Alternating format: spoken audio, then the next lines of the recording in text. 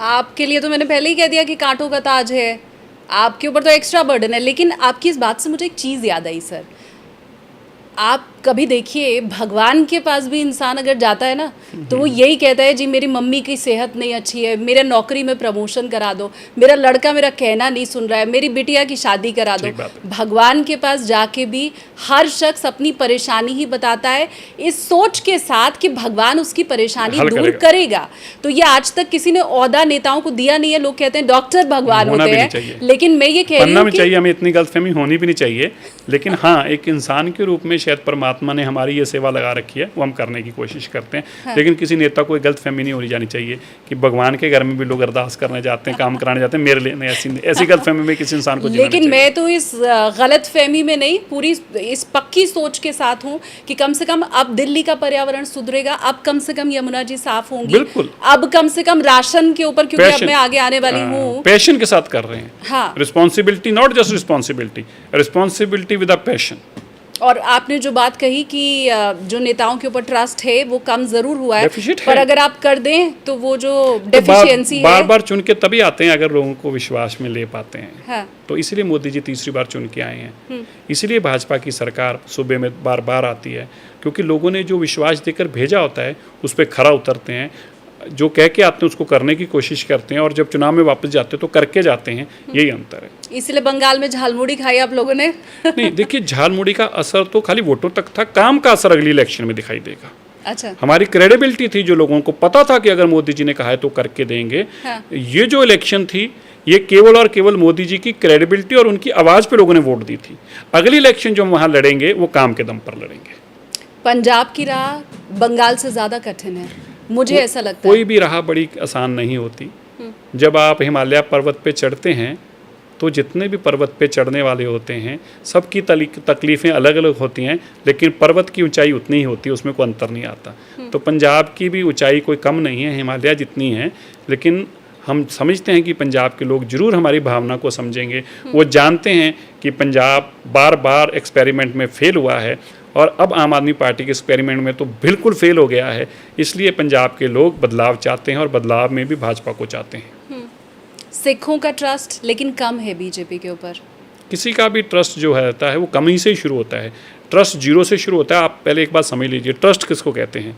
दुनिया में कोई ऐसी चीज़ और जगह नहीं है जहाँ ट्रस्ट जब शुरू होता है तो जीरो से ही शुरू होता है। जीरो के बाद 1 आता है, 2 आता है और करते करते 100 पे पहुँच जाता है। ट्रस्ट ऐसे ही बनता है।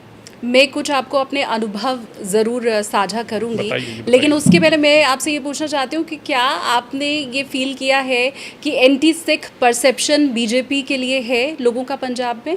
नहीं, देखिए ऐसा नहीं है। जो हमारे विरोधी हैं, क्योंकि हम पहले बीजेपी के साथ अलायंस में अकाली दल थी, तो सिख वोट उनके माध्यम से आती थी, नॉन सिख वोट बीजेपी के माध्यम से आती थी।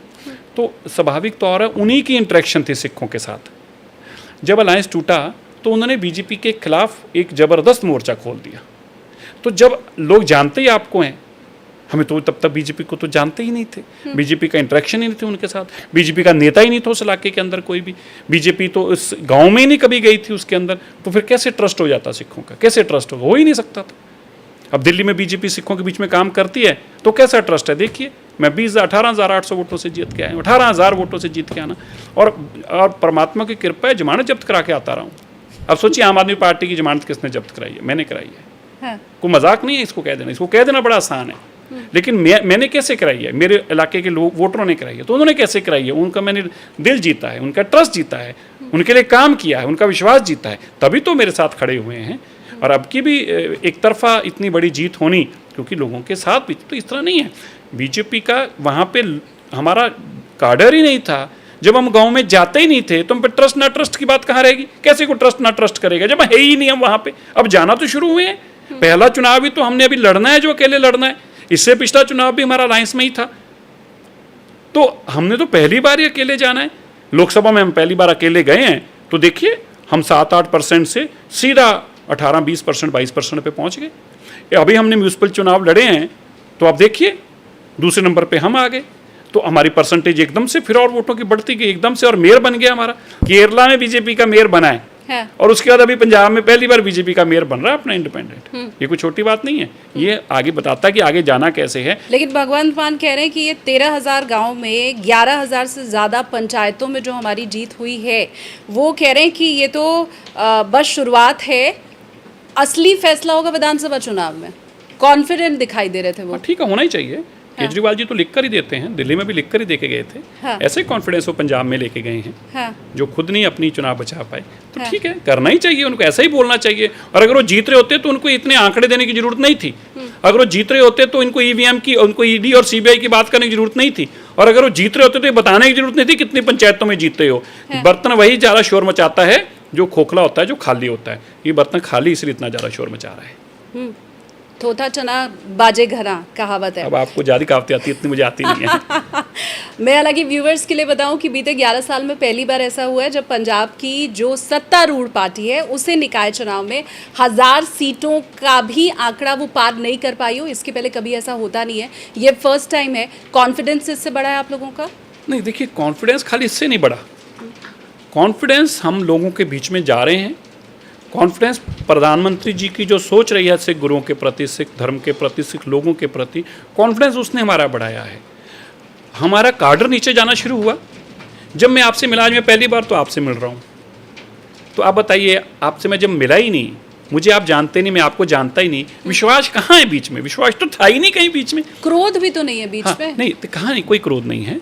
किसानी के वक्त में था, लोगों के मन में गुस्सा था, लेकिन प्रधानमंत्री जी ने हाथ जोड़कर माफ़ी मांगते हुए जब कहा तो पंजाब के लोगों ने समझा कि ये तो ज़िंदगी में पहली बार को प्रधानमंत्री आया है। वरना तो तोप टैंकों से हमारे पवित्र स्थान भी गिरा दिए, अकाल तख्त साहब गिरा दिया, श्री दरबार साहब के अंदर टैंक घुसा दिए, गुरु ग्रंथ साहिब जी के ऊपर गोलियां चला दी, 10,000 सिखों के गले में टायर डाल के आग लगा दी, हज़ारों गुरु ग्रंथ साहिब महाराज की बीड़ें गुरुद्वारों को आग लगा दी। उसके बाद भी कोई माफ़ी मांगने वाला नहीं था। और एक प्रधानमंत्री कानून बना के भी माफ़ी मांग कर अपनी बात वापस ले रहा है। तो पंजाब के लोग भी समझदार हैं, और पंजाब के लोग इमोशनल ज़रूर हैं। पंजाब के लोग समझदार हैं, दुनिया में जाकर कामयाब हुए। वो ठीक है कि इमोशनल होने के कारण कई बार लोग उनको एक्सप्लॉइट कर जाते हैं, वही केजरीवाल ने किया। आपकी कुछ कड़वी यादें हैं उन सिख दंगों के समय की? अरे मैं तो खुद उसमें से निकल कर बचा हूँ भाई। हाँ। कड़वी यादें क्या है? मैं जिंदा हूँ आज। हाँ। वो मेरे एक टीचर के कारण है, वरना मैंने कहाँ जिंदा होना था। मैंने भी इसकी भेंट चढ़ जाना था। उसने मुझे अपने घर के अंदर, पीछे चक्की थी एक, और चक्की मुझे इतना याद आ रहा है, चक्की और कोल्लू था एक तेल का, उसमें से मुझे निकाल कर पीछे एक बाथरूम में लेके गया और वहाँ मुझे बंद किया, तो मैं वहाँ बचा। तो मैंने तो होना ही नहीं था, ना ही आपको पता होना था मेरे नाम का, ना ही मुझे पता होना था आपके नाम का। तो बच गए, बस किस्मत थी कि बचना तय था, और उस परिवार ने बचाया। हम तो उसका कोटान कोटन कितना कर सकते, क्या जिसने आपकी जान बचाई उसके धन्यवाद तो कहना वर्ड गलत हो जाएगा, उसका क्या धन्यवाद कर सकते हो? तो भगवान से भी अगली स्टेज होगी उसकी। तो इसलिए मैं तो बचा हूँ, यही बड़ी बात है। कुछ आपके जो रिश्तेदार थे या परिवार के लोग? देखिए, दिल्ली के अंदर ऐसा मंजर हुआ है कि उसको कभी भी आप बोल नहीं पाएंगे। कोई भी आदमी उसको बोल नहीं सकता, बता नहीं सकता। आप कैसे बता सकते हैं कि आपको चुना जाता है, आपको देखता है तो एकदम से हवानियत आपके अंदर आ जाती, लोग उनको गले में टायर डाल के आग लगाते हैं। मैं आपको एक छोटी सी इंस्टेंस बताता हूँ।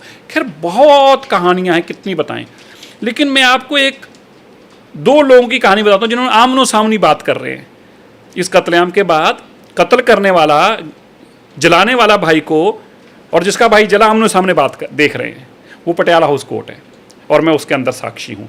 जज साहब ने फैसला सुनाना था, तो जज साहब ने ये तय कर दिया कि यू आर कन्विक्टेड। गवाहियाँ होगी और कहा कि कन्विक्टेड है।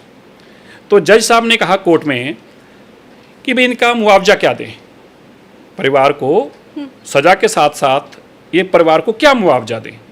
तो वहाँ सरकारी वकील बोला जी कि देखिए, भारत सरकार ने 5-5 लाख रुपया दिया था, तो लगता है कि 20 लाख रुपया तो मुआवजा भी देना चाहिए अक्यूज्ड को सज़ा के साथ साथ।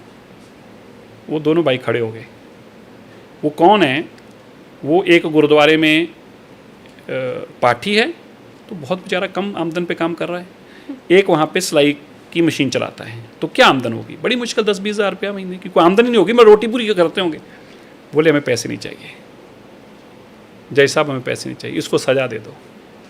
उसने जो बात कही अगली, कह रहा है इनके अपने बच्चों के लिए हमारी दुकान से दूध और ब्रेड उधार लेके जाते थे यार। उनके मुंह पे कह यार मैं तुम्हारे बच्चों को उधार ब्रेड और दूध देता था और तुमने मेरे भाई को ऊपर से जिंदा जलाकर आग लगा के नीचे फेंक दिया।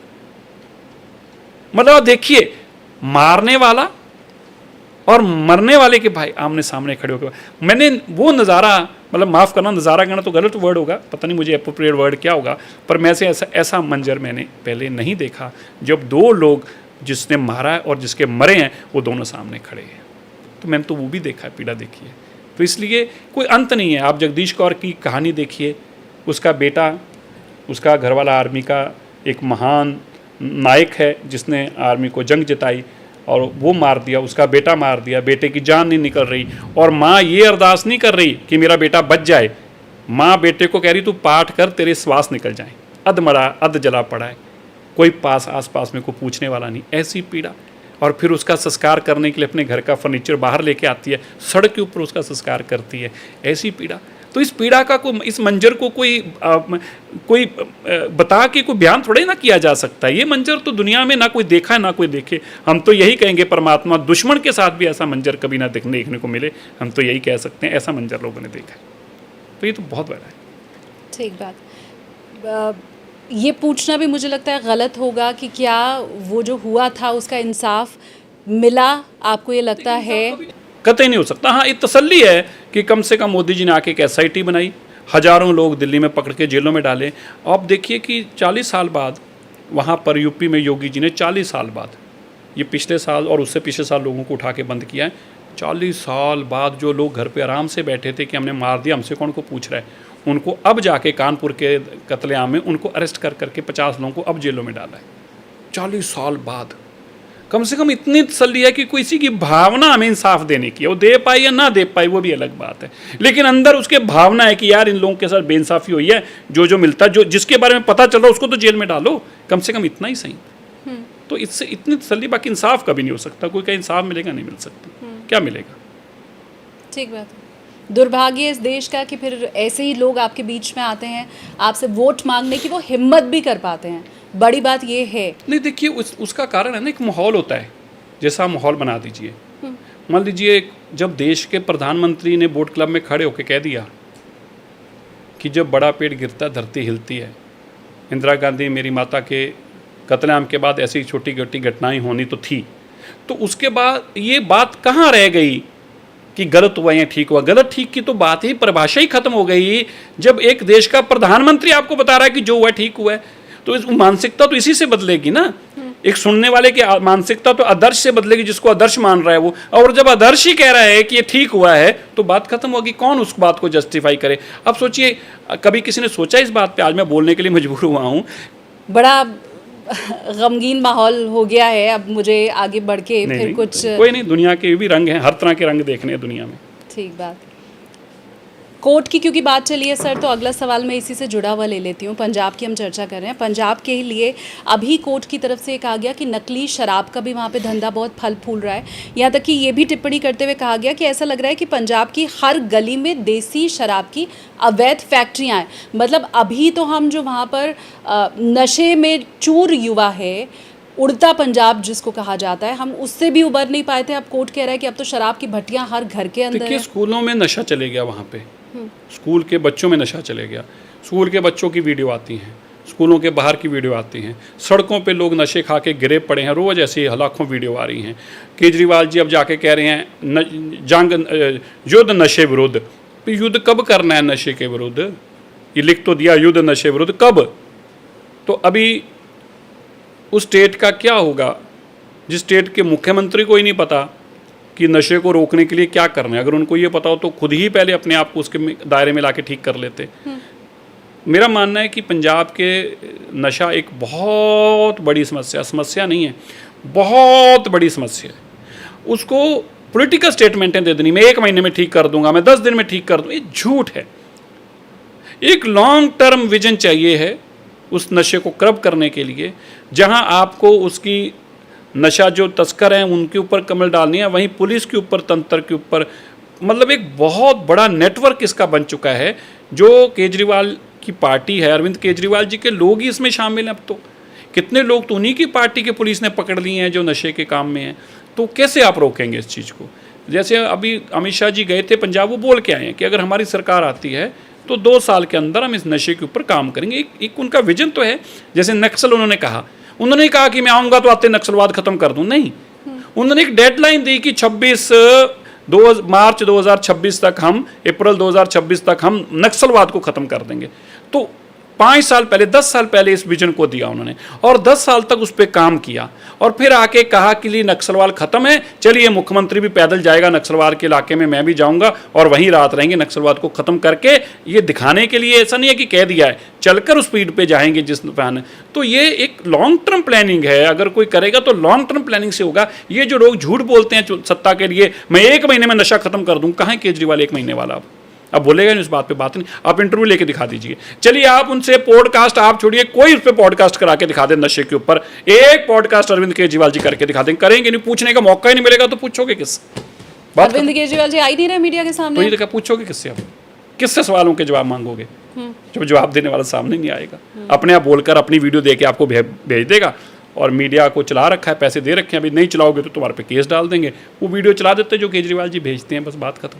लेकिन अभी हमारे सामने एक ऐसा नेता है जो हर सवाल का जवाब दे रहा है और अभी तक मेरे पॉडकास्ट पे कोई टर्बुलेंस भी नहीं आया है। नहीं, मुझे कोई दिक्कत, और भी सवाल जितने टफ से पूछ सकते पूछिए।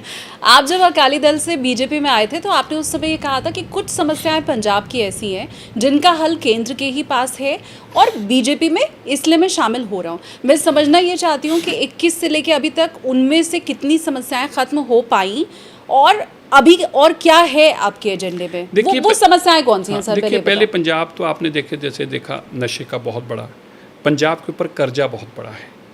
2 लाख करोड़ तो पहली सरकारों में 50 साल में दिया, भगवंत मान जी ने 2.5 लाख करोड़ केवल 5 सालों में कर दिया, तो 4.5 लाख करोड़ कर्जा है।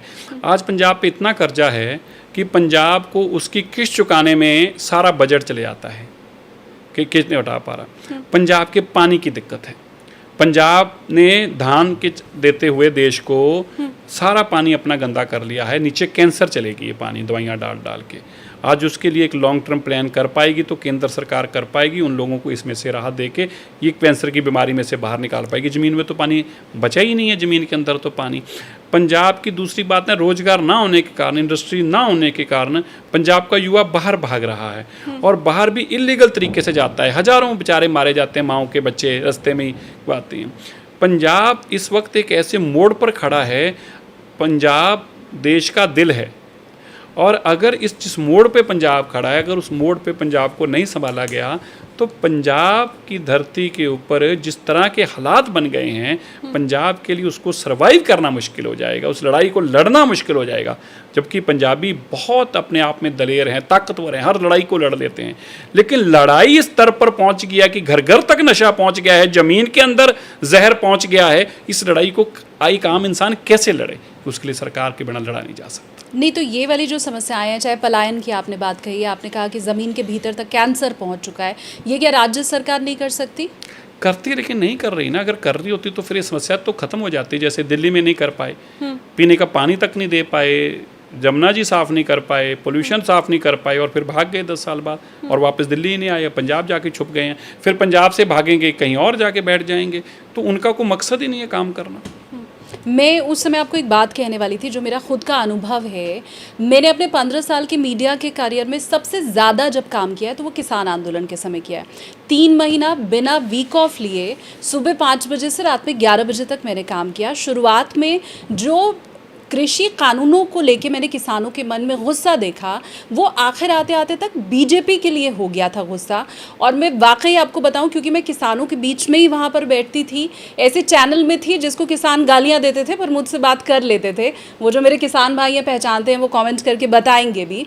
तो वो मैंने गुस्सा देखा है किसानों के अंदर, वो बीजेपी के लिए था, कृषि कानूनों के लिए शुरुआत में था। इसलिए मैं गलत हो सकती हूँ, ये मेरा अपना आकलन उस समय का मैं आपको बता रही हूँ। और अगेन ये मैं किसी बीजेपी लीडर को नहीं बता रही हूँ, मैं एक सिख नेता को बता रही हूँ। आप यकीन मानिए, मैंने वो गुस्सा, वो क्रोध, वो आग उनके मन में बीजेपी के लिए पाई थी। बिल्कुल थी। और जब आप वहाँ होते थे तब हम कहाँ थे? वहीं पे होते थे, बात खत्म हो जाती है। तो ऐसा है, आपने हाँ, ठीक कहा। हाँ, और वो गुस्सा जायज़ भी था, इसलिए जायज़ था क्योंकि जो उन किसानों को रिप्रेजेंट करने वाले लोग थे वो तो अकाली दल था, सरकार में था। तो जब उन्होंने वो रिप्रेजेंटेशन ही नहीं दी, उनकी बात ही नहीं रखी, तो एक साइड से हुआ।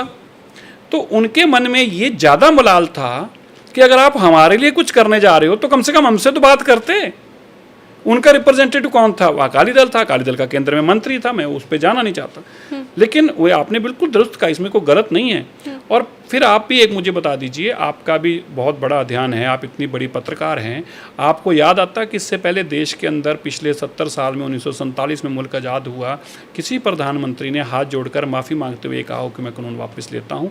आज गुरु नानक देव जी का प्रकाश पर्व है, मैं आज इस पवित्र दिन के ऊपर माफ़ी मांगते कानून वापस लेता हूँ। आइए आप हम चलकर गुरुद्वारे में अपने पश्चाताप करें। ये भावना जो है ये अपने आप में दर्शाती है कि आपका जो देश का मुखिया है वो इस भावना को समझा है कि भाई ये जो लोग बात कह रहे हैं ये मेरे कानून को मानने को तैयार नहीं है। अच्छा बुरा तो बाद की बात है, ये इसको जहर के बराबर मान रहे हैं तो मुझे माफ़ी मांगनी ही पड़ेगी। ये भावना जब आई तो लोग समझदार हैं, समझते हैं। और सिख धर्म में तो वैसे भी इस भावना की बहुत बड़ी वैल्यू है। मुझे आज भी याद है, उस दिन मैं अमृतसर में थी, करतारपुर कॉरिडोर खुला ही था। वहाँ पर रिपोर्टिंग करने के बाद हमारी टीम अमृतसर पहुँची थी और उसके बाद सुबह सुबह प्रधानमंत्री जी का ये भाषण आया। अब पंजाब वाला चैप्टर क्लोज करके मैं अगले चैप्टर के ऊपर बढ़ूँ, लेकिन उसके पहले इसमें भी आपका कॉन्फिडेंस मैं जानना चाहूँगी कि अगले साल विधानसभा चुनाव है, कितना कॉन्फिडेंट है सिरसा साहब पंजाब को लेके? देखिए, पंजाब को समझना एक बहुत टफ काम है, पहली बात तो। दूसरी बात, जितना मैं लोगों से बात करता हूँ, लोग जिन्होंने कभी बीजेपी को वोट नहीं डाला अभी भी वो डालेंगे उसका उनको नहीं पता। मैंने उनसे बात करी जिन्होंने कभी बीजेपी को वोट नहीं डाला, डालेंगे आगे भी, ये वो नहीं कहते कि हम डालेंगे अभी हमें नहीं पता। पर एक बात वो कहते हैं, ये बात साचिया कि जे को पंजाब नूं इस स्थिति चों बाहर कढ़ सकता है तो वो देश बीजेपी की सरकार आ जिसका अपना कोई वेस्टेड इंटरस्ट नहीं हैगा। मतलब पंजाबी में बोल दिया, जिसका कोई अपना वेस्टेड इंटरस्ट नहीं है। भी मोदी जी ने कोई अपना आदमी उनका बनना जाके या उनकी सरकार बनने से उनको तो फर्क नहीं पड़ना। केजरीवाल अब चार पार्टियां में चुनाव लड़ रही हैं। अकाली दल, अगर अकाली दल नहीं चुनाव हारती है तो उनका सब कुछ खत्म है, इसलिए उनका वेस्टेड इंटरेस्ट है, किसी भी तरीके सत्ता में आना पड़ेगा, नहीं तो खत्म ही हो जाएंगे, इसके बाद रहेंगे नहीं कभी भी। कांग्रेस है, कांग्रेस को पता है कि चौथा स्टेट है, हर बार अल्टरनेटिव 5 साल बाद हमारी सरकार बनती है, अगर नहीं बनी तो राहुल गांधी का अगला काम खत्म हो जाएगा। आम आदमी पार्टी है, उनके पास कुछ भी नहीं है, अगर पंजाब भी गया तो खत्म, उसके बाद तो हमारा कुछ भी नहीं रह जाएगा। अब बीजेपी है, बीजेपी की तो 22 सूबों में सरकार है। बीजेपी का मकसद सरकार बनाना नहीं है पंजाब में, बीजेपी का मकसद पंजाब के लोगों के साथ खड़े होना है और इस मुसीबत में उनको बाहर निकालना। ये पंजाब के लोग समझ चुके हैं। देश में सर धर्म परिवर्तन की बहुत बात होती है, मेरे जो पंजाबी भाई हैं वो भी मुझे कमेंट करके बताएं। शुरू धर्म परिवर्तन की बहुत बात होती है, लव जिहाद की बात होती है, लैंड जिहाद की बात होती है, लेकिन पंजाब में जो धर्म परिवर्तन कराया जा रहा है नेशनल लेवल पे उसकी चर्चा नहीं होती है, क्योंकि वहाँ हिंदू मुस्लिम एंगल नहीं है, हिंदू सिख और क्रिश्चियन एंगल है। ये कारण नहीं है। हाँ, नहीं। फिर क्या वजह है? नहीं, कारण नहीं है। ये कारण ये है जो मैंने आपको स्टार्टिंग में पहले बोला था। कारण ये है कि अकाली दल को राजनीतिक पार्टियां वहां पर 3 हैं, तीनों को इनको धर्म परिवर्तन वालों की वोट चाहिए है। चौथी पार्टी बीजेपी है जिसको नहीं चाहिए है, इसलिए बीजेपी ही बात करती है और बीजेपी का वहां पे अभी तक काडर नहीं था, इसलिए कोई बात ही नहीं करता था। अकाली दल के लोग मंच पर खड़े होके, अकाली दल के प्रधान भी मंच पर खड़े होके, जिन लोगों ने धर्म परिवर्तन किया उनके बीच में खड़े होके, परिवर्तन करवाने के नाल मंच पे खड़े होके हल्ला लोहिया के नारे लगाते हैं, तो कौन बोलेगा? वो तो बोलेंगे नहीं। आम आदमी पार्टी है, उनको वोट उनकी चाहिए, वो भी हल्ला लोहिया के नारे लगाने शुरू हो गए, उन्होंने तो उसके ब्रांड एम्बेसडर बना लिया अपनी पार्टी में उनको, जो उन्होंने धर्म बदलवाया, तो वो भी नहीं बोलेंगे। कांग्रेस है, कांग्रेस का तो पक्का ही वोट बैंक है ये, तो वो तो चाहेंगे बाकी के भी हो जाए, हमें तो वोट ही नहीं मांगनी पड़ेगी, इसलिए वो भी नहीं बोलेंगे। तो कौन बोलेगा? बीजेपी। तो बीजेपी की अभी तक सरकार भी नहीं और प्रेजेंस भी नहीं थी, इसलिए पंजाब से आवाज नहीं उठती। उठेगी और उठेगी और ज्वाला की तरह उठेगी, और इतनी तेजी से उठेगी कि धर्म परिवर्तन वालों को भागना पड़ेगा। आप वीडियो देखते हो ना बंगाल की, लाइनें लगाकर बांग्लादेश भाग रहे हैं, ऐसे ही धर्म परिवर्तन वालों को भागना पड़ेगा। राहुल गांधी पे भी आप बीते दिनों बड़ा गुस्सा हुए, गद्दार उन्होंने कहा था। ये सोच गंदी है, सोच गंदी। बात ये नहीं है। हाँ। कौन है इसका विषय, सामने कौन है इसका विषय नहीं है। बात है कि आप जब किसी भी एक मानसिकता आपकी क्या है, आपको लगता है ये सारे कीड़े मकोड़े हैं, हंस रहे हैं, तंज कस रहे हैं लोगों के ऊपर, हाँ भाई मैं सबसे सुप्रीम हूं, ये बात कह देनी किसी के प्रति, ये इससे आपकी मानसिकता दर्शाती है। तो मेरे को इस बात का खेद है कि आपने हर तरह का पाप तो किया है सिखों के साथ। अब बोलने का था वो भी आपने अपने पिता की तरह नहीं छोड़ा, तो बचा क्या फिर? तो आप इसको सिखों के प्राइड से जोड़ के क्यों देखने लग गए? जब आप सिखों को बोलोगे तो सिखों की प्राइड से जोड़ें, और किसके साथ जोड़ लें? तो भी किसको बोले? जब आम आदमी पार्टी के लोगों को गाली निकालेंगे तो आम आदमी पार्टी के साथ जोड़ेंगे, आपको इसके साथ जोड़ के क्यों देख? जोड़ेंगे थोड़ा भाई, है ही है, जोड़ना तो था, दो लोगों को जोड़ा होता। अरे एक निकाली सिख को तो जोड़ा मैंने कैसे? वो ये कह सकते हैं ना कि मैं तो बिट्टू साहब को बोल रहा था, उसमें सिख कहाँ से आ गया? आपने उसको सिखों के प्राइड से कैसे जोड़ा? ये उनका एक तर्क हो सकता है कि मैं तो एक आदमी को कह रहा था। तो जब आदमी को कहते हैं तो बाबा साहब अम्बेडकर जी के नाम थोड़ा लिखा होता है। जब उस किसी को पूरा बोलते हैं, किसी ऐसी भाई को बोलते हैं, उसमें मुकदमा दर्ज होता है। तो क्यों दर्ज होता है? इसलिए होता है तो कहे यार मैंने तो इसको गाली निकाली थी, भाई तेरे अंदर क्या मैंने उसको थोड़ा निकाली थी? होता है ऐसे? क्या नहीं होता? नहीं, तो ऐसे ही होता है। आपने कहा था कि रोहिंग्या और बांग्लादेशियों को बाहर निकालेंगे क्योंकि बहुत से राशन कार्ड अब जोड़े जा रहे हैं और बहुत से राशन कार्ड से नाम हटाए भी गए हैं। तो पहले आप मुझे आंकड़ा बताएं, मेरे व्यूवर्स को आंकड़ा बताएं कि रोहिंग्या और बांग्लादेशी निकाले कितने गए? वो वही राशन कार्ड था क्या? मैंने आपको बैठते ही कहा था मेरे कितने और दुश्मन आपने बनाने, आगे कोई कम है क्या?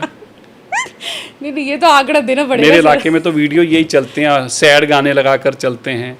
हाँ, अच्छा, मैंने नहीं देखे। वो ना रहा, ये ना रहा, सामान उठा के ले जाते दिखाते हैं, ट्रक भर के फैक्ट्रियां खाली होती दिखाते हैं और सैड सॉन्ग्स चलाते हैं। दोस्त दोस्त ना रहा, प्यार नहीं ऐसे नहीं, प्यार तो मैं तो कभी दोस्त था ही नहीं उनका। हाँ। लेकिन वो जो उजड़े वाले गाने होते हैं चलाते हैं, क्योंकि मैं नहीं चलने देता गलत काम। मैं धमका कर कहता हूँ बिल्कुल नहीं चलने दूंगा। और आज आपके पॉडकास्ट है फिर कह रहा हूँ, मेरे इलाके के अंदर जो लोग बैठे हैं इनकी चीखें निकलवा दूंगा, घर तक नहीं बिकने लायक छोड़ूंगा, मीटर उतरवा के सील करा के ऐसा तबाही लेके आऊँगा कि ज़िंदगी में कभी सोच नहीं सकेंगे। किसी गलत काम को नहीं बर्दाश्त करूँगा, क्योंकि ये गलत नहीं करते, ये गलत को गलत और उससे बाद गलत करते हैं। इन्होंने गलियों की गलियां लोगों के धर्म से खाली करा दी। धर्म नाम से ये काम करते हैं कि मेरे ही धर्म के लोग यहाँ रहेंगे, वरना मैं मीट मुर्गा जो तुम्हें बर्बाद करने करूँगा, गली खाली करानी है। इस मानसिकता के साथ यहाँ पे आते हैं, ये नहीं कभी भी चलने देंगे। हजारों हैं, काटे हैं और भी काटेंगे, किसी को नहीं। अभी मैं एग्जैक्ट नंबर नहीं बता सकता, पर लाखों में हजारों यही हैं। मतलब हर कॉन्स्टिट्यूएंसी के अंदर ही अगर 6 लाख 6.5 लाख लोगों के काटे हैं तो उसमें पता ही नहीं कितने इन लोगों के हजारों कॉन्स्टिट्यूएंसीज के अंदर है। फ्री में मिलता था, सब खाते थे फ्री में। वीडियो ही आ जाती सामने कि अब तो जी आ गए ये लोग, अब हमें कहाँ रहने देंगे। ये पहली बार ऐसा हुआ है जितना मैं जानती हूँ कि बड़ी संख्या में राशन कार्ड दिल्ली में बन रहे हैं। बीते 10-12 हज़ार मैं बताता हूँ। हाँ। तो 2013 में जब ये फूड सिक्योरिटी एक्ट आया है, हाँ। उसके बाद कार्ड तो बनते थे। पहले एक बार बन गए 3-4 लाख 5 लाख जितने भी बने होंगे, एग्जैक्ट मुझे नंबर नहीं पता, लेकिन 18। तो उसके बाद 12,000 10,000 8,000 11,000 ऐसे हर साल बनते थे। और जो लोग मांग रहे थे, ऐसे 10 लाख से ज़्यादा लोग थे जो राशन कार्ड की लाइन में लगे थे, ऑनलाइन जिन्होंने अप्लाई कर रखा था, अप्लाई कर दिया जिन्होंने। तो अभी हमने देखा कि हमने आकर ये महसूस किया कि वो लोग राशन ले रहे हैं जिनको ज़रूरत ही नहीं है। क्या किया आम आदमी पार्टी ने? अपने लोगों को राशन कार्ड दे दिए। उनको राशन की ज़रूरत नहीं है, ये नहीं है। सेल्फ डिक्लेरेशन के ऊपर आम आदमी पार्टी के सब लोगों के राशन कार्ड बना दिए और अच्छे बड़े बड़े घरों में बैठे, उनको राशन की जरूरत भी नहीं, फिर भी ले रहे हैं। रोहिंग्यों के मंगा दिए, इनको आई कार्ड बना दिए, इनके पैन कार्ड बना दिए, इनके आधार कार्ड बना दिया, आधार कार्ड के बेसिस पे राशन कार्ड बना दिया, राशन कार्ड के बेसिस पे उसने मीटर ले लिया, मीटर के बेसिस पे घर ले लिया। मतलब कमाल कर दी। ये एक चेन और नेक्सस है, उसको तोड़ने का काम अब हमने किया है। मेरे पास जो आंकड़ा है और मीडिया रिपोर्ट्स में जो चल रहा है, 8.99 लाख लोगों का राशन कार्ड रद्द हुआ है, 7.88 लाख लोगों का नया राशन कार्ड बना है। इसे आप अपनी बड़ी उपलब्धि मानते हैं? 8 लाख के आसपास नए राशन कार्ड लोगों हाँ। को देने, हाँ। रेखा गुप्ता जी की सरकार की सबसे बड़ी उपलब्धियों में से एक उपलब्धि ये है। कोई मजाक नहीं है ये। देखिए, कोई सरकार का विजन देखिए आप, रेखा गुप्ता की सरकार का विजन देखिए आप क्या है कि आप 10,000 8,000 लोगों को दे रहे हैं, 8 लाख लोगों को आइडेंटिफाई करना कि बिल्कुल नहीं गलत आदमी का साथ नहीं देंगे। तुम वोट किसको डालते हो बिल्कुल परवाह नहीं इस बात की, लेकिन राशन कार्ड तुम्हारा कटेगा क्योंकि तुम लोग आर्थिक तौर पर मजबूत हो और गरीब आदमी का राशन खा रहे हो। काट दिए उनके। अब मैं लैंडिंग की तरफ सर आगे बढ़ती हूँ और एक दो क्रैश सवाल मत कराना लैंडिंग को। नहीं, मैं बढ़िया पायलट हूँ, क्रैश नहीं होगा। Forest and wild life minister भी आप हैं, और बहुत से लोग आपको कमेंट करके मेरे व्यूवर्स बताएंगे जो ये जानते ही नहीं कि दिल्ली की वाइल्ड लाइफ क्या हो सकती अभी है। वहीं से आ रहा हूँ, हाँ जा। सुबह 7 बजे से निकले हुए हैं। हाँ इतनी सुंदर नीली झील है, अभी आपको वीडियो देंगे वो चलाना, आप सोच नहीं सकते कि दिल्ली के जंगल कितने खूबसूरत हैं। मैं एक तरफ से जंगल में घुसा और दूसरी तरफ से निकला, सोचिए कितने किलोमीटर, लगभग 16 किलोमीटर। एक तरफ से जंगल में से घुसा, दूसरी तरफ निकला, लगभग 16 से ज़्यादा ही था, 17 और 3 20 किलोमीटर के आसपास होगा शायद। तो लगभग 1 घंटा 20 मिनट एक तरफ से दूसरी तरफ निकलने में लगे। इतनी सुंदर नीली झील है वहाँ पर, इतनी सुंदर झील है। वो लोग सोचे यार दिल्ली में भी झील है, और वो भी इतनी बड़ी झील है, नीली झील। अभी उसकी वीडियो आपको देता हूँ। हाँ। तेंदुए वहाँ घूम रहे हैं, हिरन वहाँ घूम रहे हैं, मोर वहाँ घूम रहे हैं, कितने तरह के पक्षी, कितनी तरह के जानवर, कितनी तरह के पेड़, क्या खूबसूरत नज़ारा उस जंगल का। तो हम वहीं से आ रहे हैं अभी। वहाँ से जब गाड़ी निकल रही थी तो ऐसे कान में ईपी लगा के कोई गाना सुन रहे होंगे आप? नहीं, लोगों से, जानवरों से देख रहे थे, क्यों गाने सुनेंगे? गाने नहीं सुनते आप? नहीं, ऐसा नहीं है कि नहीं सुनते, पता वैसे सुनते भी नहीं है, सच्चाई तो कब सुनेंगे? हाँ। जब ऑफिस में तो काम कर रहे हैं, गाड़ी में बैठते हैं तो फ़ोन सुन रहे हैं, तो गाने कब सुन रहे हैं? तो जब सुनते थे तब का फेवरेट गाना कौन सा था? पता नहीं, तब तो क्या स्कूल कॉलेज में होते थे, तब उसके बाद तो ज़िंदगी में कभी गाने सुनने का मौका ही नहीं आया। तब आशिकी के गाने नए नए आए थे। हाँ। कई ऐसी 2-4 मूवीज़ तब आई थी, तब तो याद हुआ, तो भूल भाल के कहाँ याद रहे अब तो। गाने सारे भूल अब गए। तो दुनिया बदल जाती है। एक बार आप भी हमारी साइड आके बैठोगे फिर आपको पता चलेगा ये दुनिया बदल जाती है। अब तो हमें मल्लों के नाम पता है, कॉलोनियों के नाम पता है, कार्यकर्ताओं के नाम पता है, उनकी जन्म तिथियां पता है, उनकी एनिवर्सरी पता है, लेकिन खुद की भूली पड़ी है। तो डांट पड़ती है फिर घर में अपनी एनिवर्सरी भूलने पे। चलिए, वो भी समझदार हो चुके हैं, वो भी जानते हैं, वो भी पब्लिक लाइफ में रहते हैं, वो भी देखते ही हैं। हाँ। आखिरी मूवी अभी आप बता रहे थे, कौन सी देखी आपने? धुरंधर देखी थी मैंने अभी लास्ट, तो धुरंधर पहले वाली, मतलब अभी दूसरी देखने का समय नहीं मिला। यही आपने गड़बड़ कर दी सर, अच्छा, क्योंकि जब दूसरी मूवी आई उसके बाद ही विपक्ष ने कहना शुरू किया कि ये प्रोपेगेंडा मूवी है, पहली में किसी ने नहीं कहा था। वो ही आपने मिस कर दी। चलिए, आप ये तो एक बात मानेंगे, हाँ। विपक्ष को हमारा फोबिया हो गया है। राहुल गांधी जी के घर अगर पानी का प्रेशर कम हो जाता है तो कह रहे हैं मोदी ने गड़बड़ कर दी है, और ज़्यादा हो जाता है तो कह रहे हैं मेरी टूटी खराब कराना चाहते थे, मेरे घर में ना ये अब वो लाना चाहते थे, फ्लड लाना चाहते थे। अभी मैं उनका देख रहा था थोड़े दिन पहले एक, तो मेरे मन में एक बात आई कि इनके हालात ये हो गए कि जब हम बचपन में होते थे तो हम देखते थे कि माँ बाप क्या करते थे, वो देख लेते थे कि बच्चा हर हाँ वाली बात को ना करता है, तो बच्चे के माँ बाप थे वो भी समझदार थे, वो पहले कहते थे इसको दही नहीं देना, तो बच्चा का मुझे तो खाना है। मुझे लगता है राहुल गांधी जी के साथ अब मोदी जी को इसी तरह ट्रीट करना चाहिए, जो काम करना कहे नहीं करना, कहेगा जी ये तो करना है। तो इसलिए विपक्ष ने तो हर चीज़ पे हमारे को कोसना ही है। लेकिन आपको जब मौका मिले तो आप जरूर देखिएगा। नहीं, आज आपने बताया है कि मेरे को तो पता नहीं था। हाँ। लेकिन अगर वो आ गई है तो OTT पे आ गई है। OTT पे आ गई तो अब जाके देखेंगे, आज ही देखेंगे। मैं अगली बार मिलूंगी तो मैं फीडबैक भी लूंगी, मैं आपको शाम को फोन पे बता दूंगा। डन रहा सर। अब मैं आपको एक बात बताना चाहता हूँ। हाँ। और मैं सबको बोलता हूँ कि देखो, मैं 2 काम अपनी लाइफ में करता हूँ। एक, मैं कम से कम 1-1.5 घंटा अपने बच्चों के साथ जाके बैठता हूँ, और मेरे बच्चे इतने एडिक्टिव हैं मेरे, क्यों चाहे लेट भी आए फिर भी पहले मेरे कमरे में आते हैं, मेरे साथ बैठते हैं, गपशप करते हैं। बेटी की अब शादी होगी, वरना वो भी मेरे से 2 घंटे कम से कम मेरे से गपशप करती थी। दूसरा, चाहे मैं घर पे आधी मूवी देख पाऊँ, चाहे 20, मैं हर रोज़ एक मूवी स्टार्ट करता हूँ, चाहे 3 दिन में उसको ख़त्म करूँ, पर मैं देखता जरूर हूँ। ये 2 चीज़ें मैं अपनी लाइफ में करता हूँ। इससे क्या है कि थोड़ी देर के लिए आपकी जीवन में एक बदलाव की घड़ी आती है, वरना तो फ़ोनों पे ही पूरी ज़िंदगी निकल जाती है। तो फिर गाना बताइए ना, जब 3-4 दिन में आप एक मूवी खत्म करते तो हैं। देखते हैं वो मूवी भी, आप सोचिए जो 4 दिन में मूवी खत्म करते हैं तो उसमें से गाना कौन सा याद रहता होगा।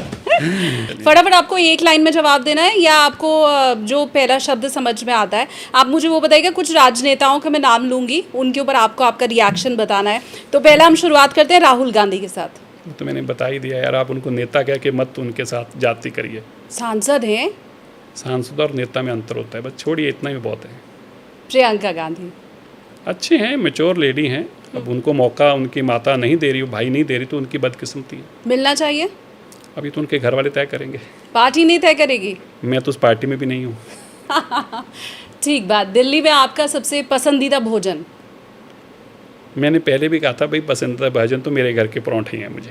घर के पराठे? मेरे घर के पराठे, घर के नहीं, मेरे घर के पराठे। और बाहर कुछ खाना है तो कौन सी जगह? अब आप यकीन नहीं मानेगी कि मैं तो बाहर भी ज़्यादातर दिल्ली से बाहर अगर खाता हूँ तो पराठे ही अपने लेके जाता हूँ। अपने लेके जाता हूँ? वाह, होटल के पराठे नहीं खाते हैं? ये आप सुनकर हैरान होंगे, दिल्ली से बाहर। पर दिल्ली में मेरे को बहुत खाने पीने का मेरे को शौक नहीं, घर के खाने का ही शौक ज़्यादा है मुझे। लेकिन बाहर कभी खाने का मौका मिले, जहाँ फैमिली ले जाती है वहीं खा लेते हैं। क्यों किसी के एक रेस्टोरेंट को हमने फेवरेट बनाना है? नहीं, पर पंजाबी लोग तो बड़े शौकीन होते हैं खाने पीने के। अब हमने आपको बताया खाने पीने का समय किसके पास है। अब ये खाने और पीने वाले में तो मैं हूँ नहीं, खाने वाले तक तो सीमा मेरी है, पीने वाली कैटेगरी में मैंने हुई हूँ वैसे भी। हाँ, अब नरेंद्र मोदी जी के लिए आप क्या कहेंगे? ये रैपिड फायर है। देखिए, वो एक विजनरी नेता हैं और सबसे ज़्यादा मेहनत करके उन्होंने एक नई चीज़ स्थापित किया कि नेता को मेहनत कितनी करनी चाहिए, ये उन्होंने सीमा को परे कर दिया है। अब कोई ये नहीं कह सकता कि मैं ज़्यादा काम कर रहा हूँ। अमित शाह जी, वो वाकई चाणक्य नीति है उनके पास, उनके दिमाग और उनकी काम करने की क्षमता और उनकी लोगों को असेस करने की, किसी को माप तोल करने की क्षमता जितनी मैंने अमित शाह जी में देखी है किसी में नहीं देखी। वो आदमी का सही माप तोल कर देते हैं, क्योंकि दिल्ली के नेता या देश के नेता या कोई भी होता है कई बार अपनी जादी मोल डाल लेते हैं अपने आप को, और उनको करेक्शन करनी आती है, ऐसे देखते करेक्शन कर देते हैं। क्योंकि पंजाब के साथ साथ उत्तर प्रदेश में भी चुनाव है, तो अखिलेश यादव जी देखो, अपने पिताजी की उस लेगेसी को आगे ले जा नहीं पाए। पिता ने बना दिया था मुख्यमंत्री, खुद तो वो कुछ नहीं बन पाए। योगी आदित्यनाथ, अब वो हैं ही योगी, उसके बाद क्या बोले। अच्छा आपके फेवरेट नेता के साथ अब मैं ख़त्म कर रही हूँ, अरविंद केजरीवाल। देखिए, वो नेता नहीं है, वो नौटंकीबाज है। वो एक अच्छे कलाकार है और कला में उनको ऑस्कर अवार्ड से नवाजा जाना चाहिए, ये मेरी मांग है। Thank you so much sir, आपने हमें इतना टाइम भी दिया। मेरे पूरे पॉडकास्ट में कहीं टर्बुलेंस नहीं आया, क्रैश लैंडिंग भी नहीं हुई, आराम से हमने लैंड कर लिया। Thank you so much. चलिए, बस इतना बता सकता हूँ कि ये सबसे लंबा मेरा पॉडकास्ट है। वैसे मुझे इतनी देर बैठने की आदत भी नहीं है, लेकिन आपने बिठा दी, अच्छी बात है। Thank you. धन्यवाद सर।